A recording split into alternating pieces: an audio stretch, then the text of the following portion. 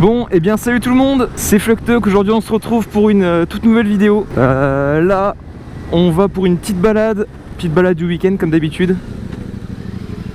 Sauf que cette fois, on est vraiment accompagné d'un putain de monstre. C'est la nouvelle acquisition du proprio de la GSX-R 1000. Maintenant il est sur une Ducati Panigale V4S. Donc autant dire que ça rigole encore moins que la GX, je pense. Il y a énormément de vent par contre. Donc je m'excuse déjà pour la qualité audio. Ça risque de pas être fameux. Enfin bon voilà, là on va faire la petite balade. J'espère que ça vous plaira. Entre guillemets, vivre une petite balade avec une Ducati.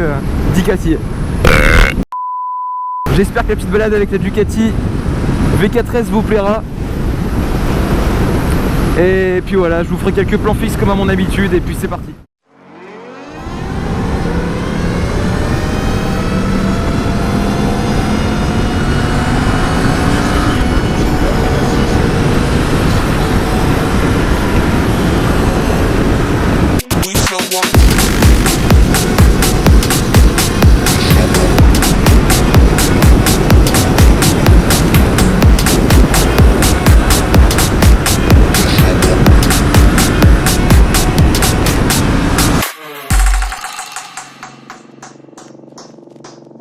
We show up in the party, flyer than everybody. We show up in the party, flyer than everybody. We show up in the party, flyer than everybody. We show up in the party, flyer than everybody. We show up in the party, flyer than everybody. We show up in the party. We show up in the party.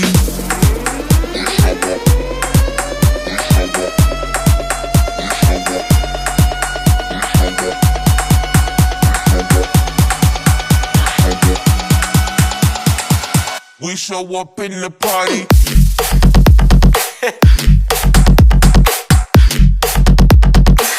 We show up in the party.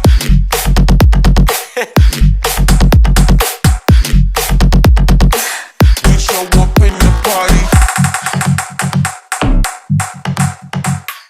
Voilà, tu peux tout me dire. Allez, changement garde-boue avant, garde-boue arrière carbone. À ce prix-là, Ducati n'y met plus, c'est une honte. Hein, le prix de la brette c'est 28 000 €, donc c'est honteux qu'ils mettent pas un garde-boue arrière avant en carbone. Donc je vous ai fait mettre dès le départ avec une cache réservoir ici en carbone. Normalement c'est une plaque rouge et les pare-talons en carbone qui normalement sont en alu. Voilà.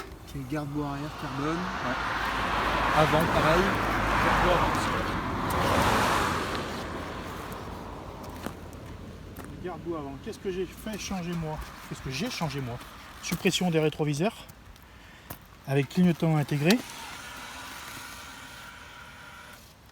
Je voulais garder des clignotants. Ah oui d'accord, ils sont là. Ah ça rend bien. Hein. Ouais, ça fait pas mal, j'aime bien moi. Putain. Ça c'est commandé aux États-Unis, on ne trouve pas en France ni en Europe. Les caches carbone ici, c'est moi qui les ai rajoutés aussi. Ça dénotait, ça faisait gris sur du rouge et noir un peu de partout. Comme ça après peut-être plus tard je les ferai changer je les changerai les commandes reculées mais pas tout de suite. Ouais. Donc après pareil derrière il y avait une bavette où la plaque arrivait ras le pneu, hein, c'est obligatoire par la loi. Et donc j'ai mis des bavettes courtes on va dire avec clignotant intégré à LED aussi. Putain ouais.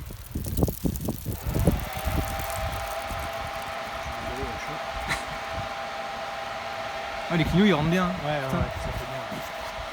Plus tard je changerai le cache échappement par un cache carbone. Ok. Voilà. J'ai changé le carter d'embrayage magnésium par un carter, une clear clutch, donc transparent, avec le plateau presseur dedans en alu et le plateau de ressort aussi en alu, rouge, noir et sur du noir autour.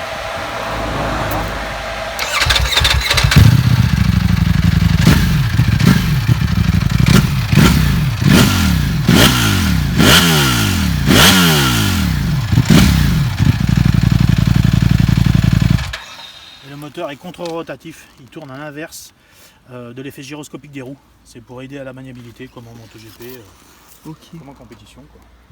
Putain. Voilà ce que je peux en dire, voilà ce qui a été changé en gros. Hein.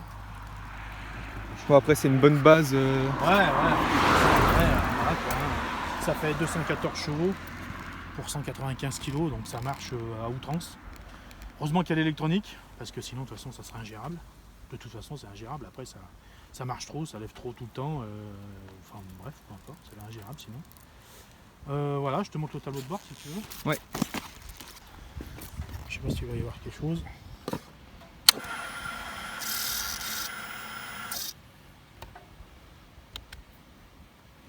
Ok. Donc voilà, et on peut le passer en. Il y a des feux automatiques, ça s'allume tout seul comme sur une bagnole. Et il passe en mode nuit. Je vais te montrer comment il passe en mode nuit, c'est sympa aussi à voir. Hop, il est comme ça. J'aime bien aussi de temps en temps, je change. Ouais, c'est des petits plus. Ouais, ça rend bien en nuit en plus. ça rend bien, ouais. On a deux boutons sur la poignée de gauche. La première, c'est tout ce qui est petit menu à gauche, donc c'est pour entrer dans les settings menus, donc des suspensions électroniques, du moteur, parce qu'on a un frein-moteur électronique, un contrôle de traction, un anti-wheeling, un slide control, c'est-à-dire pour arriver dans les virages en glisse et pour repartir des virages en glisse. Enfin ça c'est pour ceux qui pilotent, hein, c'est pas pour moi. Ouais. Voilà, et le deuxième bouton il sert pour changer les paramètres en roulant rapidement. Si je veux changer ça, c'est l'anti-wheeling, Ducati Wheeling Control. Si je veux changer, je peux changer directement en roulant comme ça. Voilà, et tout est paramétrable, les suspensions. Il y a 3 modes de conduite, race, sport et street, avec des lois de suspension et de réponse moteur adaptées, mais qu'on peut quand même changer si on veut. Ouais. Donc souple, on va dire médium et tout dur en race, avec une réponse à l'accélérateur pleine puissance ici. En sport, pleine puissance, mais avec un petit peu plus de smooth, un peu plus de douceur. Et en street, c'est tout plus doux. Okay. Et on le ressent bien quand même au niveau des suspensions et même de l'amortisseur direction qui est aussi géré électroniquement. Ok. Donc on peut aller dans Race. Donc ça c'est tout ce qui est les contrôles, donc contrôle de traction. Donc tu vois, on a un petit dessin qui nous montre la roue arrière. Et là je suis sur performance quand je suis en Race. Mais on peut descendre, tu vois, et ça change un peu tout ce qu'on est, stable, performance. Là on est sur road. Et plus on descend, plus on met sur track, sur piste. Donc, hop, voilà, et on monte dans la performance au fur et à mesure. Et on peut couper aussi. Après, je ne conseille pas moi, mais voilà. Avec cette moto, juste avec la ligne Akrapovic, le pilote d'essai a fait, je crois, 5 secondes de moins sur le circuit du Portugal par rapport à un temps à Marc Marquez. Avec celle-ci d'origine. Juste avec la ligne en plus, ça donne 220 et quelques chevaux au moteur, hein, pas à la roue. D'accord.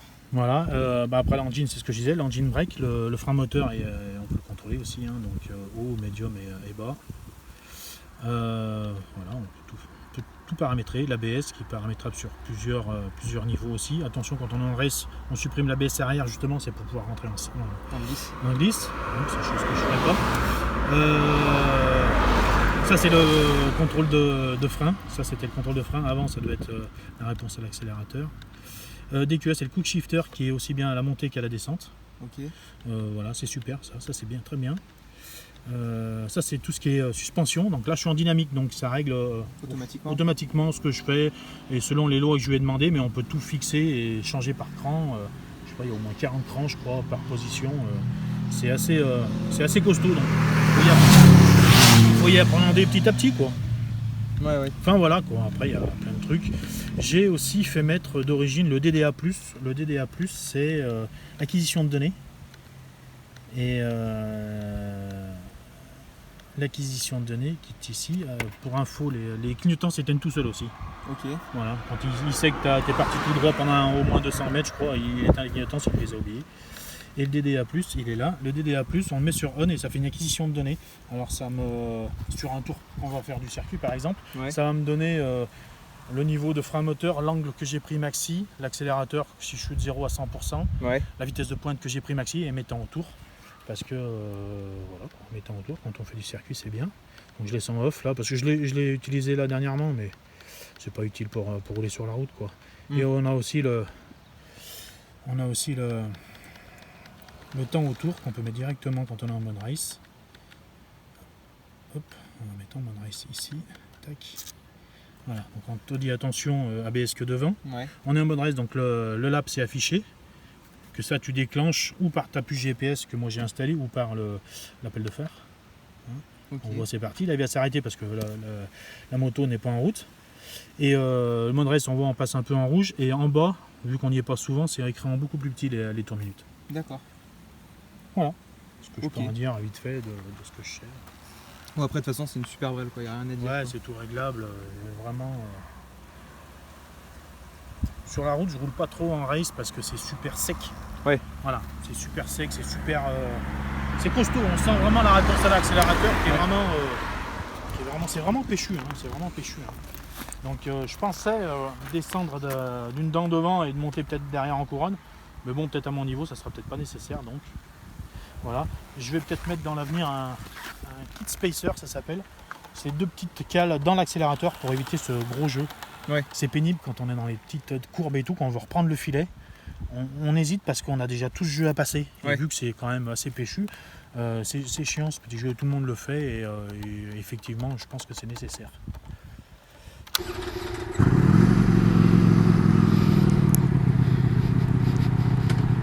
Bon, voilà, les gars, on a bu notre petit coup. La vidéo va se terminer là. J'ai pas envie de faire un truc trop long. Et puis voilà, j'espère que la vidéo vous aura plu. Là, vous avez vu une brêle de fou malade. Et puis voilà, je vais aller faire le petit plein de la MT.